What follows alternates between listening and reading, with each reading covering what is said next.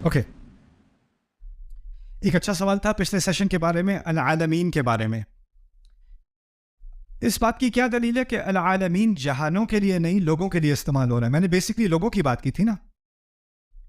قرآن نے کہا ایک اور مقام پر تبارک الذی نزل الفرقان علی عبدہ لیکون للعالمین نذیرا. اللہ نے کتنا مبارک ہے وہ جس نے قرآن کو نازل کیا، فرقان کو نازل کیا اپنے بندے پر تاکہ وہ تمام عالمین کے لیے خبردار کرنے والا بنے. اگر آپ کہیں عالمین کا مطلب ہے آسمان، زمین، پہاڑ، ستارے، پہاڑوں کو خبرداری کی ضرورت ہے، آسمان کو خبردار کرنے کی ضرورت ہے. خبرداری کی، انذار کی ضرورت کسے ہوتی ہے؟ لوگوں کو ہوتی ہے نا.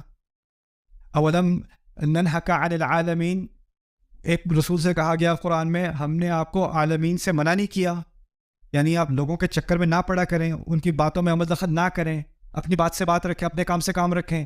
وہاں بھی العالمین کا ذکر کیا. قرآن میں بار بار العالمین لغت کے اعتبار سے اور قرآن کے اعتبار سے عالمین لوگوں کے لیے استعمال ہوتا ہے. اور اس کی اہمیت فاتحہ میں کیا ہے؟ فاتحہ کی میں بات ہو ہی نہیں رہی آسمان زمین کی اور اللہ تعالیٰ کی مخلوق کی. اصل میں فاتحہ کا بنیادی مقصد کیا ہے؟ ایک رشتے کو قائم کرنا ہے رب اور عبد کے درمیان. جو اگر آپ کہیں نا لب لباب کیا ہے فاتحہ کا، وہ یہ ہے رب اور عبد کا رشتہ. تو اس کا ہر لفظ واپس یا رب کی طرف جائے گا یا عبد کی طرف جائے گا.